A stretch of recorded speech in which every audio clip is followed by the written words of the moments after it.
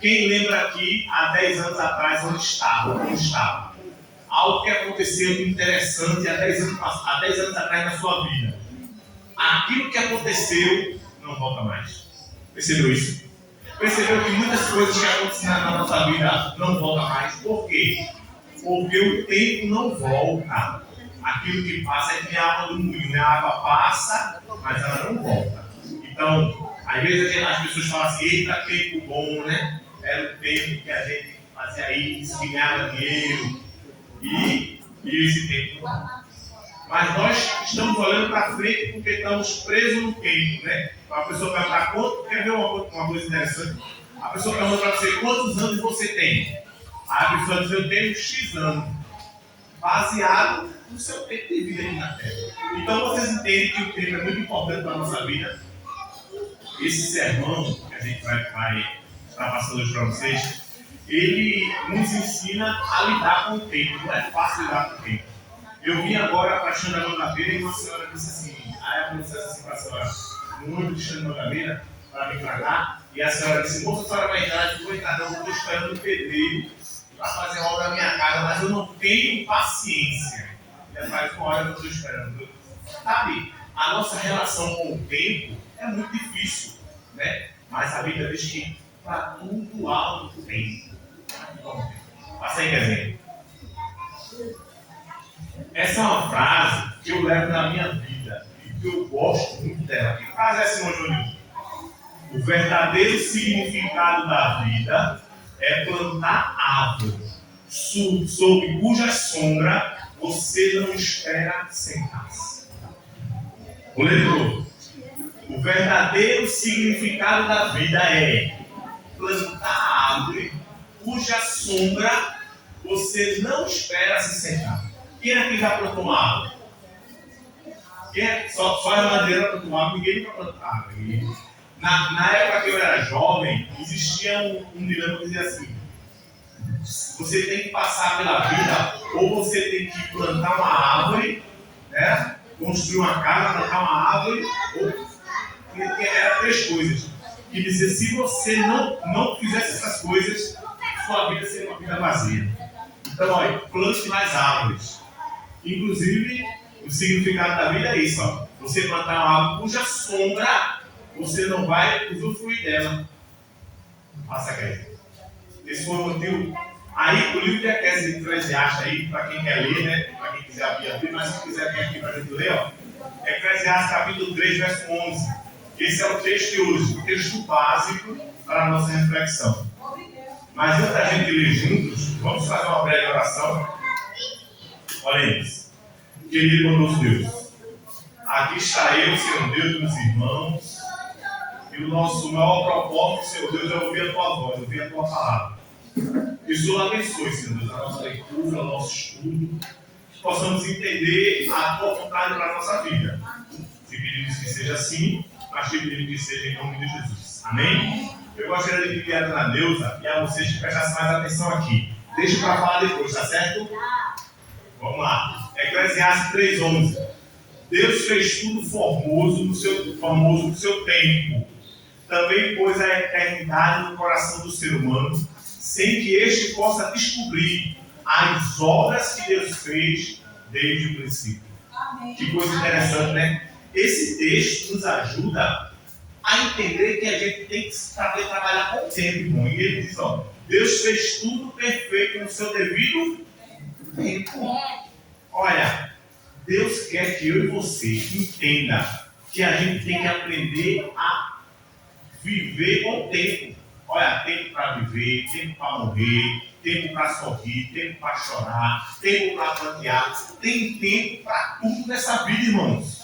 E nós temos que entender o sentido da vida, temos que aprender a viver sobre o tempo. Só quem não está preso no tempo é Deus. Deus, ele é atemporal. Ele está acima do tempo.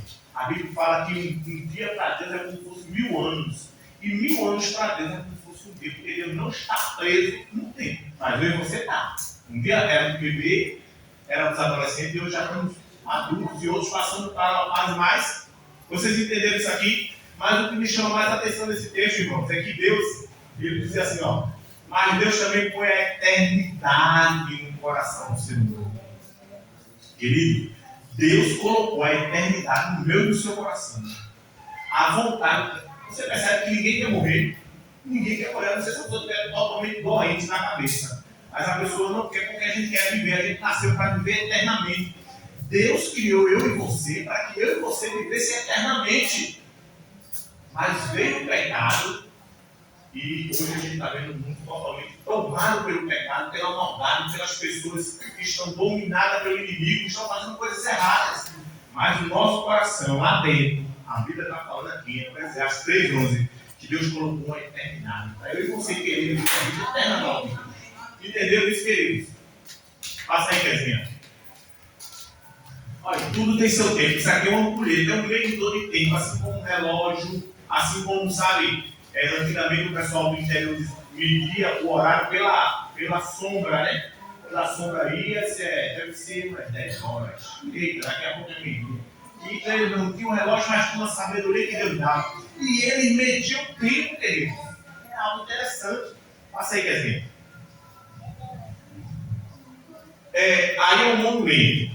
Um monumento interessante. Quando você pensa em monumento, por exemplo, aqui na nossa cidade do interior tem, por exemplo, Gravatá, tem um monumento de Gravatá que representa a cidade, um monumento que representa a cidade, ou algo que aconteceu naquela cidade. É um monumento que ele foi levantado para contar uma história. Por trás de cada monumento tem uma história. Por exemplo, lá naquela área, quer dizer que lá é a cidade das flores, o ambiente lá é bom, um clima. Aqui no centro da cidade, eu gostava muito quando eu ia com o Nemo para lá, para a cidade. Eu parava muito na estátua de um escritor chamado Manuel Bandeira. Ele fala até hoje lá a estátua. Como eu gosto muito de ler, eu gostava muito dele, admirava muito as poesias dele. E eu gostava. E temos muitos monumentos. No Rio de Janeiro tem um monumento do Cristo Redentor, né? Quem nunca ouviu falar naquele monumento, nunca fui no Rio de Janeiro, mas se um dia eu fosse, eu queria conhecer de perto o Cristo Redentor, porque é um monumento que conta a vontade da história. Aí, nessa cidade da Enterprise, eles levantaram um monumento curioso. Um monumento que não é normal que a pessoa ver. Que monumento é esse? Aí, na cidade de Enterprise, no Alabama, nos Estados Unidos. Esse monumento, ele é em homenagem ao Besouro Bicudo. Que história interessante. E ele apareceu lá no Alabama em 1915. E é uma praga. Passa aí, Pedro, vai contar a história para vocês direitinho. Em 1918, os agricultores estavam perdendo colheitas inteiras de algodão. E aí, esse cidadão aí, Abraham Samson, viu que isso como uma oportunidade para converter a área para o cultivo de amendoim. Em 1919, ele converteu a esse tal de Bosch aí, fazendeiro lá na época, endividado a apoiar seu empreendimento. A primeira safra pagou suas dívidas e foi comprada por fazendeiros que buscavam mudar para o cultivo de amendoim. O algodão voltou a ser cultivado, mas os agricultores aprenderam a diversificar suas colheitas. Eu vou explicar essa história para vocês. Lá nessa cidade de Enterprise, lá nos Estados Unidos, eles viviam da colheita, era só da colheita do algodão. E um dia veio uma praga daquele besouro ali, o besouro picudo, que acabou com as colheitas. E aí o pessoal fizeram uma reunião de comissão lá e disse: o que a gente pode fazer? E alguém levantou a mão e disse: a gente poderia reinventar a nossa vida. A gente poderia redirecionar a nossa vida. Nós podemos ressignificar. Vamos plantar amendoim. Você está doido? Não, a gente não entende nada de amendoim. Como é que a gente vai plantar amendoim? O que é que a gente vai viver? A gente vai perder a safra do algodão. E aí esse rapaz convenceu a um agricultor que estava no prejuízo a plantar o amendoim. Resultado, irmão. Resultado. A cidade de Enterprise hoje é a maior produtora do mundo de manteiga e óleo de amendoim. Eles hoje vivem uma economia próspera. Por quê? Porque o simples fato de um ter uma ideia dizer assim, poxa, não está dando certo, vamos tentar de outra forma. Sabe? Uma vez os pescadores experientes, conta uma história na Bíblia, eles passavam a noite toda pescando, porque Jesus chegou e disse: joga a rede do outro lado. E viu um bocado de peixe. Passa aí, Kezinha. Olha aí, manteiga de amendoim, óleo de amendoim, hoje são campeão mundial. Aí, alguns lá naquela cidade, chegou um prefeito lá que ele disse assim: isso foi o besouro picudo, foi um mensageiro de Deus para nos dar essa ideia, porque se ele não viesse, a gente jamais teria uma ideia de plantar algo diferente e ser próspero. O que ele quer dizer com isso? No moral da história, muitas vezes acontece coisas desagradáveis na nossa vida, ou uma crise que vem na nossa vida, mas muitas vezes é para a gente ressignificar a nossa vida, para a gente olhar de lado e dizer assim, vamos fazer de forma diferente, né? Vamos investir dessa forma agora, e muitas vezes dá certo. Por quê? Porque Deus está dizendo que a gente pode se identificar. Somos seres humanos falhos, e muitas vezes precisamos melhorar em alguns aspectos para que Deus possa nos abençoar cada vez mais. E eles entenderam dessa forma e fizeram esse monumento em homenagem ao Cruzeiro Bicudo. Ok, eles foram bem mais aí o monumento, né? Numa placa da cidade que esse prefeito aí colocou, né? Na cidade do Alabama.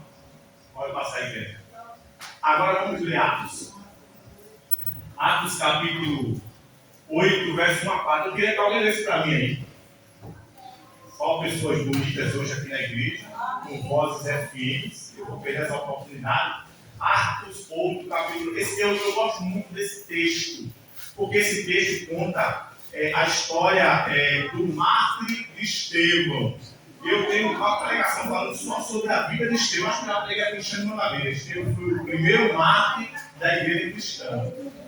E esse texto, ele é um texto que fala muito, sabe, sobre esse momento histórico da nossa igreja cristã. Naquele dia, levantou-se grande perseguição contra a igreja de Jerusalém. E todos, exceto os apóstolos de todos os perto da região da Judéia e Samaria. Alguns homens piedosos sepultaram Estevão e fizeram grande pranto sobre ele. Saulo, porém, assolava a igreja, entrando pelas casas e arrastando homens e mulheres, encerrava-os no cárcere. Entre mentes, os que foram dispersos iam por toda parte pregando a palavra. Olha aí, essa parte que o irmão Marconi falou foi sobre uma crise de perseguição que assolou a igreja. A igreja estava numa boa, só pregando em Jerusalém, mas o plano de Deus era só para salvar os judeus? Sim ou não? Não! Deus queria que a pregação fosse para onde? Todo mundo. Então Deus permitiu uma perseguição. Nessa perseguição tinha acabado de ter sido a morte de Estevão, os cristãos começaram a ser perseguidos, chegavam na casa, imagina você na sua casa, ser arrastado da sua casa para lá de fora, e nega a Cristo. Você nega a Cristo, agora você vai adorar a sua Roma. E eles começaram a perseguir a igreja. E por conta dessa perseguição, os cristãos disseram, e agora? Disse, não, então vamos para outra cidade, vamos para outros países, vamos pregar o evangelho em todo mundo agora. E a mensagem foi pregada e chegou até nós. Olha que coisa linda, não é não? E muitas vezes, irmão, quando acontece algo negativo na nossa vida, não é para nos entristecerem, não. É para a gente pensar, poxa, o que é que Deus quer com essa crise? O que é que Deus quer me mostrar? Que lição eu tenho que tomar? Porque muitas vezes é nas crises que Deus tem tomado, nós temos tomado a nossa maior lição. Temos recebido as nossas maiores bênçãos. Então, se você está passando por uma crise hoje na sua vida pessoal, saiba que Deus está lhe alertando para que você possa ser abençoado de volta. Amém? E aí foi quando a igreja mais cresceu. Foi quando ela começou a ser perseguida. E quando estava tudo bom, todo mundo querido, mas quando veio a perseguição, então, muitas vezes, quando veio provação nas nossas vidas, é porque Deus quer nos ressignificar. Amém. A serva do Senhor, ela fala um pouquinho sobre isso aí no livro dos Apóstolos, capítulo 105, ela diz assim: em lugar de instruir os novos conversos para levar o evangelho aos que ainda não haviam ouvido, estavam em perigo. Quem estava em perigo? O povo cristão daquela época. Estavam em perigo de tomar um caminho que os levasse a se sentir satisfeito com o que já tinha sido alcançado. Tem muita gente que diz, não, fulano já conhece a verdade, não vai pegar mais pela mais não.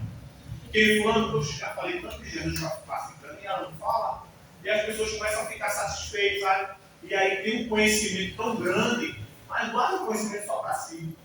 Não propaga, não fala. Olha o outro verso que ela diz aí, ó. Mas quando foram espalhados pela perseguição, saíram. Sim, outra coisa que o irmão Marcos leu, que eu esqueci de falar. Quando eles foram perseguidos, o irmão Marcos leu que eles estavam tristes, estavam cabisbaixos, não, o que eles fizeram? Saíram para pregar o evangelho, saíram felizes. Sabe, irmãos? Nunca permita que o inimigo, nem qualquer situação que aconteça na sua vida, deixe que a alegria que Deus colocou no seu coração, a eternidade, tire de você.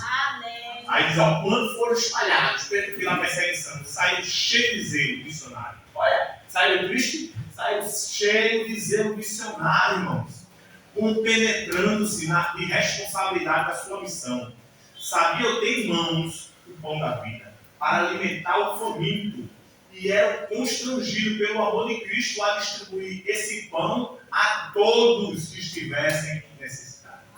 O Senhor agia por meio deles, onde quer que eles fossem. Os doentes eram curados e a todos eram pregados o Evangelho. Amém. Sabe uma coisa, irmão? O poder do Espírito Santo vai estar com você.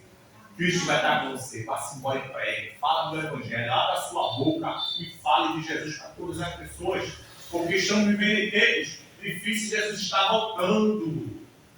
Faça aí, Rezinha. Isso aí é um momento futebolístico, né? Estamos num momento de Copa, né? Quem gosta de esquece. Antigamente, um jogador de futebol, em uma partida, ele corria 6 km. Era um futebol chamado de futebol clássico, né? Quem é mais antigo, quem gosta de futebol, lembra da época de Pelé, de Zico. Eles jogavam muito porque eram clássicos. Mas eles corriam um pouco, era um futebol meio lento. E hoje não. Hoje o futebol é dinâmico, sabe? Hoje o cara, para ser um jogador, tem que ser um atleta também. Por quê? Porque eles correm em cada partida 11,6 km por hora. Mas sabe o que é interessante disso aí? Passa aí, Kezinha. Esse cidadão aí, você já ouviu falar dele, não foi? Messi. Olha, tá arregaçando a mão dele. Messi foi considerado várias vezes o melhor jogador do mundo, mas não por ser a estrela do time, porque ele virou campeão em assistência. O que é assistência? É você dar o passe para o cara fazer o gol. Ele mudou a metodologia. Ou seja, o que a gente pode aprender com isso aí, meu Deus? Servir é muito melhor. A assistência que ele dava, de falta, dava assistência para o cara ser um artilheiro. Ele, quando ficou conhecido como o melhor do mundo, em mais assistência. Quando a época de Pelé era quem fazia o mais gol, quem dava o drible melhor, mas ele, nas estatísticas, ele foi o jogador que mais deu assistência no mundo. Então, para a gente que é cristão, é um exemplo de que nós devemos mais servir. Temos que servir. Passa aí, Gabriel. E essa bichinha aqui, hein? Essa menina aqui, hein? Que está revolucionando o mundo. Quem já ouviu falar aí? Inteligência artificial. A inteligência artificial tem mudado tudo. Mudou o conceito. É uma ferramenta boa e é uma ferramenta ruim. Depende de como você for usá-la. Sabe? Só para a gente ter uma ideia, antigamente, para eu fazer um sermão como esse aqui, meu, de slide, eu teria que pagar uma pessoa, ele era um profissional e demoraria dias. Isso aqui, minha filha Kézia, que mais inteligente que ele fez em alguns minutos. Olha, Kézia, eu quero slide assim, ela pega e faz slide. A facilidade está em nossas mãos. Agora tem uma coisa, meu irmão. Jesus não vem buscar a inteligência artificial, não. Ele não veio dar informações, ele veio buscar o quê? Seres humanos, vai ser eu e você. Então, tenha cuidado. Se você quer usar, muito cuidado. A rede social é boa, mas é um grande perigo. Um perigo muito grande. Outra coisa, não é para estar direto, não. Rede social está acabando com o povo. O povo vive mais na rede social, quer viver mais na rede social do que na própria vida. Passa mais tempo no celular, no computador, do que a própria vida. Não tem mais tempo para as coisas. Temos que ter um alerta, irmão. A inteligência artificial, ela tem limite. Agora já tem boa, né? Eu te falei. Não. Isso aqui é o mínimo do mínimo, né? Aí, ó, Deus chamou pessoas e deu a capacidade de escolher, né? Você, olha, o camarada está ali tem várias portas, tem não? Ele vai entrar em qual? Aquele escolher. Ele vai ficar ali. Aquela porta ali pode ter uma bênção, outra pode ter uma maldição. Ali pode ter uma vida eterna, também pode ter uma perdição eterna. Nós somos sempre chamados a fazer escolha todos os dias. Você escolheu hoje, tá aqui, ó, minhas amigas aqui comigo, ó. Irmã Ruth, Dona Raquel, Dona Solange, né? Estamos aqui, ó, uma classe estudando a Bíblia com a gente. Olhe por elas, viu? Estão aqui firme e forte, dando a luta do seu tempo compromisso. Eu vou estar aqui todo sábado. Então, Deus abençoe a vida dessas meninas que estão aqui conosco, estudando a palavra de Deus. E ela que escolheram, viu? Aqui, ó. Escolha. É escolha, irmão. Passa aí, Casinha. Mas aí algumas pessoas dizem assim, Givanildo, mas a gente escolhe, está tudo errado. Mas a gente tem que escolher com sabedoria. Mas se você quer saber o que é difícil, tudo é difícil na vida. Nada na vida é fácil. Quer saber? Nada na vida é fácil. Aqui, ó. Escolha o seu difícil. Casamento é difícil. Divórcio também é difícil. Escolha o seu difícil. Obesidade é difícil. Mas ser fitness também é difícil. Estar endividado é difícil demais. Mas ser financeiramente equilibrado também é difícil. Escolha o seu difícil. Comunicação é difícil. Falta de comunicação também é difícil. Escolha o seu difícil. A vida nunca será fácil, mas nós podemos escolher o nosso difícil. Por isso que a palavra diz: estreita é a porta que leva para a salvação, mas larga é a porta que leva para a perdição. Escolha o difícil, mas escolha o difícil com Deus, ao lado de Cristo. É muito melhor. Escolha com sabedoria. E ela aqui, essa menina aqui, as crises, hein? Irmãos, depois da pandemia, não parou mais de ter crise. Percebeu isso? As crises vêm. Cada um de vocês aqui, se vier pegar o microfone desse aqui, estou na crise. Estou com problema financeiro, estou com problema com isso. As crises vêm. E por que as crises vêm, irmão? O cara vai ter que vir. Agora, eu e você podemos escolher como é que eu vou lidar, como é que eu vou me portar, me posicionar diante da crise. A crise não foi feita para ser o fim.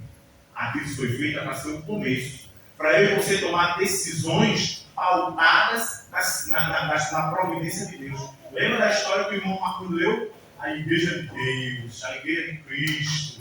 Mas foi uma perseguição tão severa. Muitos foram. Ele falou aí, vocês foram ter encerrado no meio. Os teus foi apedrejado, foi morto. Mas naquele momento de crise, eles se sentaram, oraram, pediram sabedoria a Deus e saíram da crise. Foram pregar o evangelho chegou até eu e você aqui hoje. Isso aqui é o evangelho que começou lá atrás. Todo mundo atrás.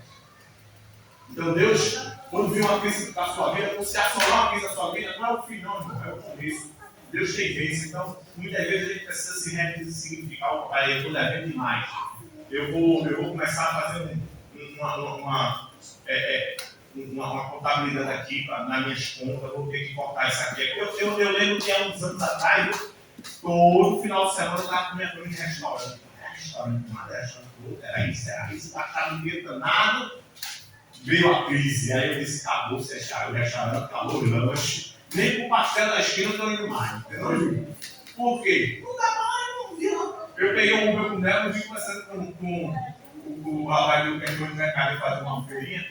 E eu dizendo para ele, disse que é verdade, irmão, hoje em dia, olha, eu gostava muito de comer galeta. Aí galeta é quase 30 conto, como é que eu comer galeta? Eu com 4 filhos, uma mulher e uma cachorra.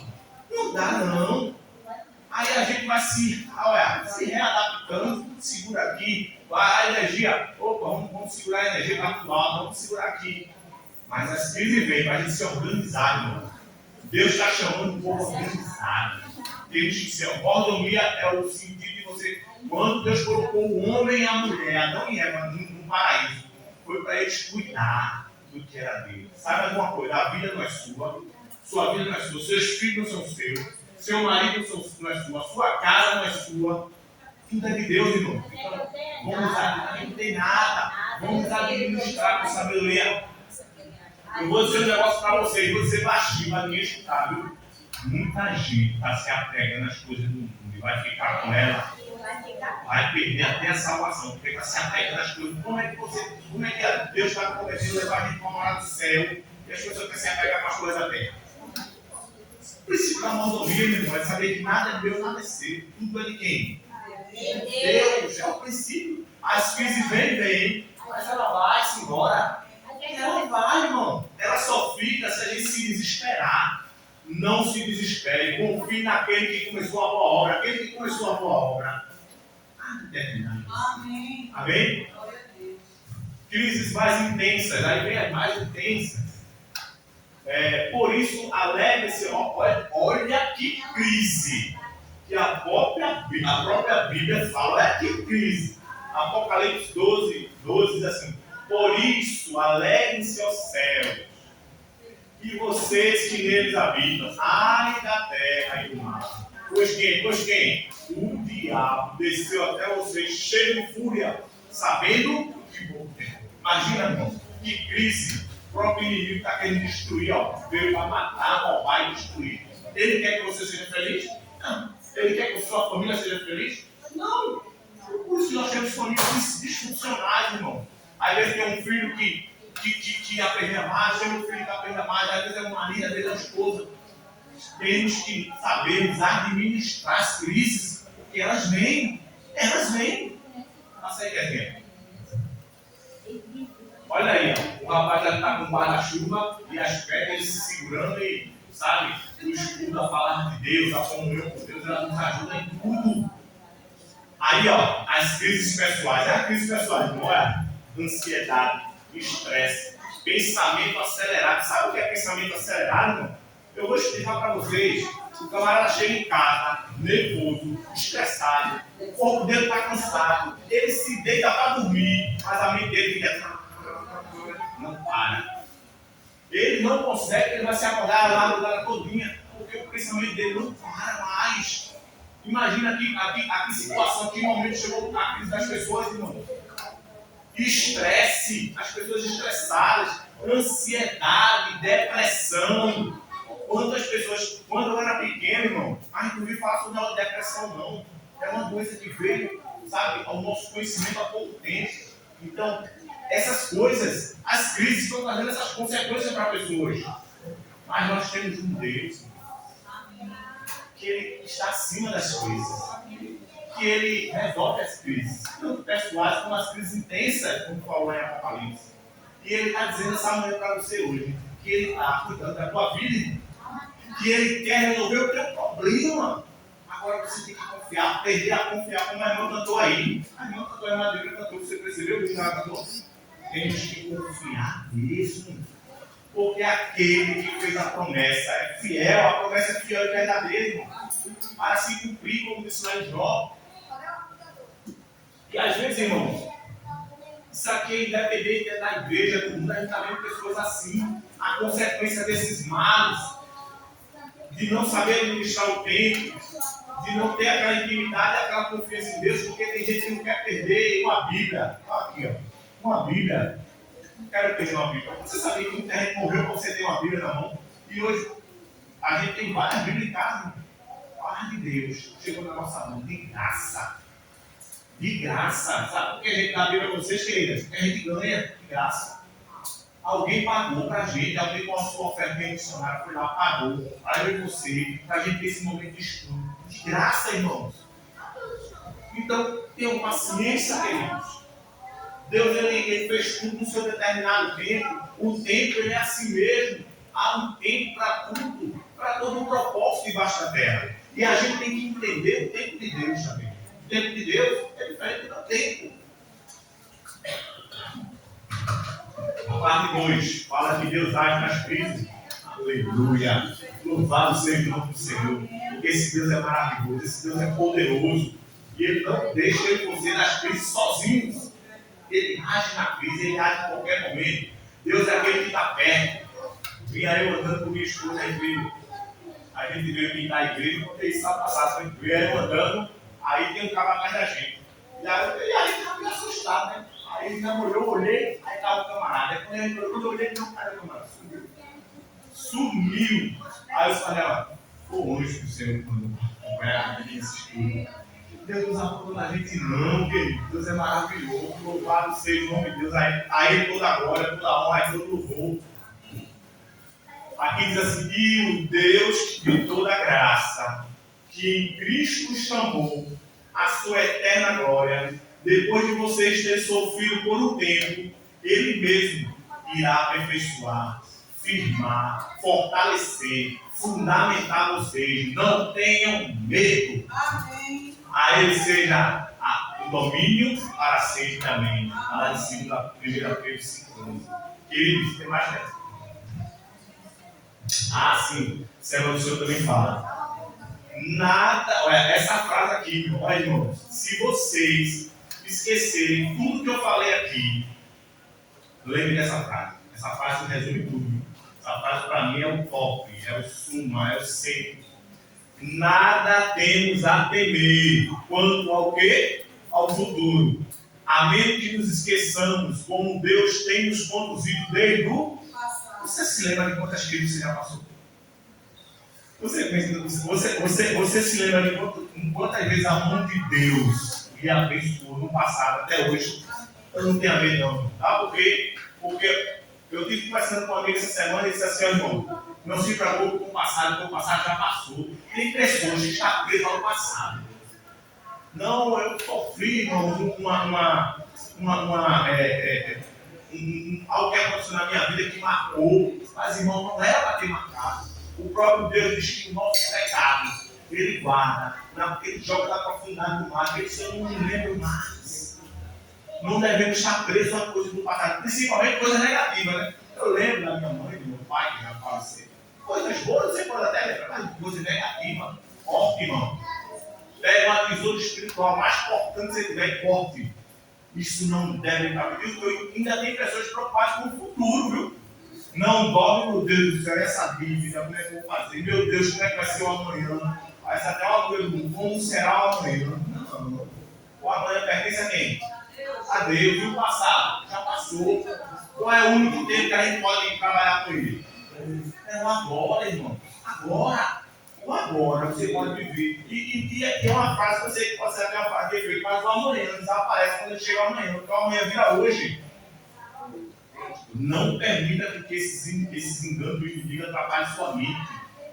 Você tem que estar com Deus hoje, tomar decisões hoje. O nosso tempo é o agora. Esteja agora com Deus. Esqueça o amanhã, depois do que vai vir o futuro.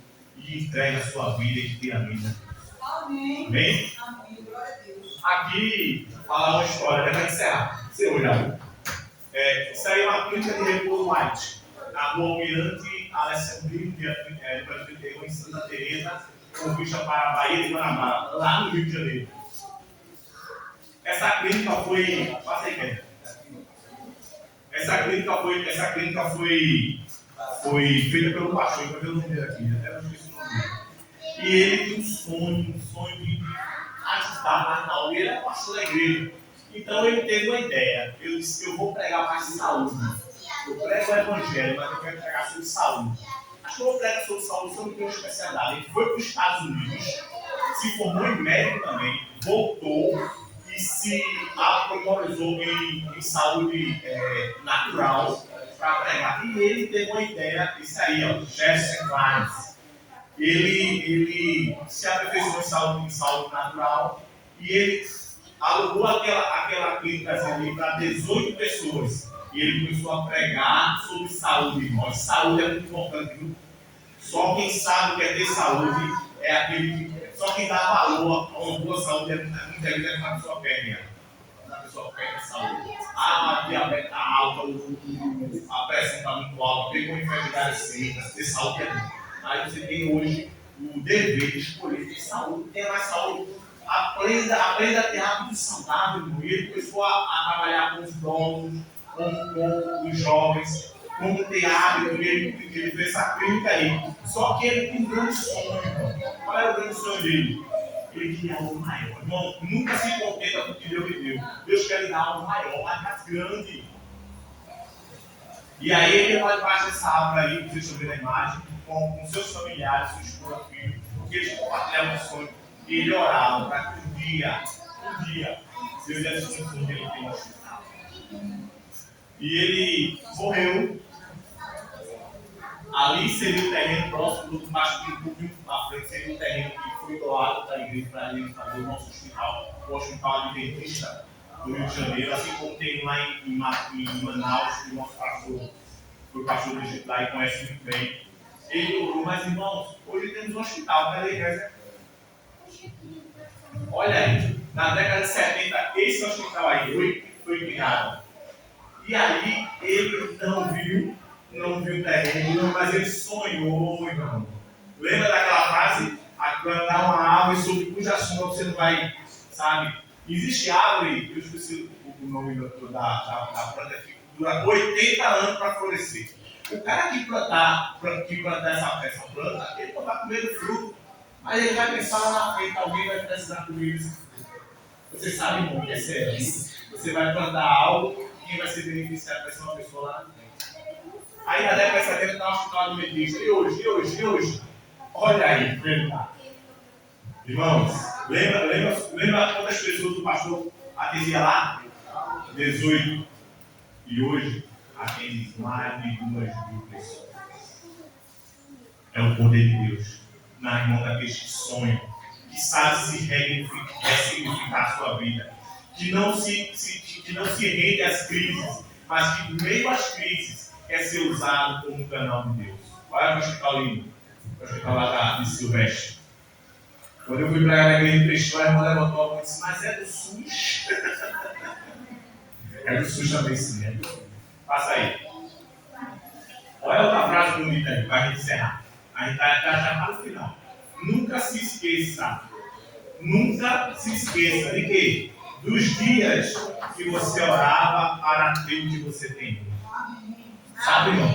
Tem gente que não sabe dar valor que tem, sabe? Mas esquece. Eu estava fazendo tudo do meu menino, eu disse, a gente tem que agradecer a Deus sempre, né? No pôr do sol de ontem de noite, e dizendo assim, quantos meninos hoje não têm o que comer? Quantas pessoas hoje não têm um teto para deitar? Quantas pessoas na época da chuva, a barreira. Tem uma colega lá no trabalho que eu não sabia, fiquei sabendo ontem que a barreira caiu, ela mora num bar de raba. E a barreira caiu e caiu em cima da casa dela. Ela não estava, graças a Deus, ela mora na casa da frente. Já está triste a bichinha, silêncio o nome dela, olha por ela, viu? Os irmãos ali, as pessoas lá estão ajudando.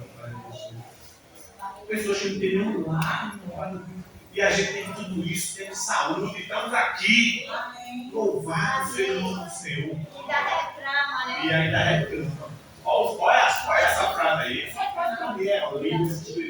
Eu carrego essa frase no meu coração. O verdadeiro significado da vida é plantar árvores sobre cuja sombra você não espera sentar. Isso aí não está falando sobre árvore. Vamos ficar de pé para ir orar? A hora do sono.